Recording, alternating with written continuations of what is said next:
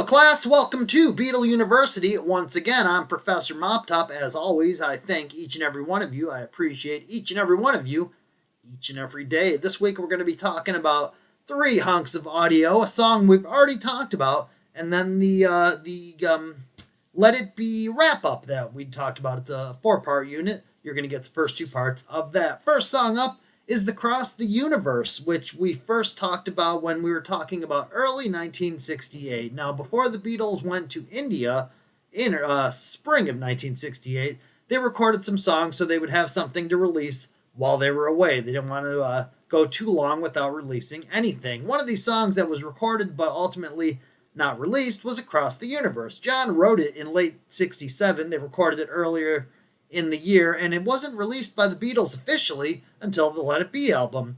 Now, there's an album called No One's Gonna Change Our World. It ultimately didn't come out until late 1969, and what that is, it's a charity LP, which was compiled by a guy named Spike Milligan, who was a member of a comedy troupe called the Goon Squad in England, and he was friends with Peter Sellers, and he had recordings produced by George Martin, so he was a friend of the Beatles crew. Well, George Martin cleaned up Across the Universe for that release. He added the bird sound effects, but like I said, that didn't come out until late 1969.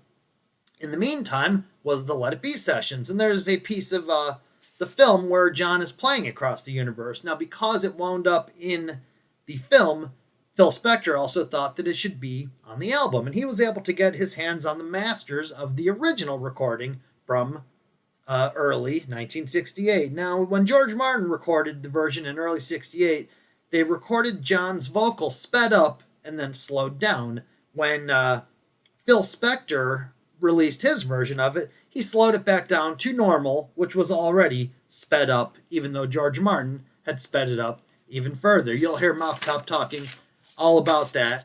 When Phil Spector was compiling the Let It Be album, he decided to add the song, and he added a 50-piece orchestra to Across the Universe, with Ringo playing drums along with the orchestra. Along with them is 14 singers, and this was real far away from the initial plans that they had to get back to original rock and roll with just the four of them, without a lot of strings and background vocals and overdubs.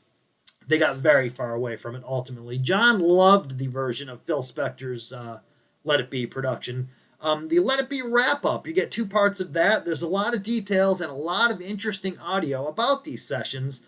One of the things that they really enjoyed during the Get Back sessions was singing songs from their youth. They wanted to get back to a sound that they were more familiar with, the sound that they first discovered music by, the stuff that they were really getting into when they were first falling in love with music.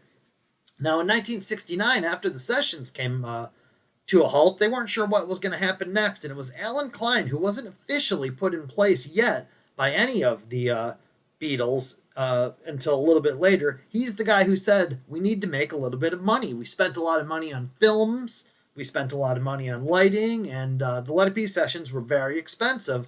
They needed to make some of that money back. So he encouraged them to get a single together, and they got the Get Back single together. There were some differences between the Get Back version of the single version of Get Back and the Let It Be album version of Get Back. You'll hear the professor talking about those as well. And again, thank you so much for being here each and every week. I'm going to take a week off next week, and I will talk to you again in May. Until then, thank you always for being wonderful.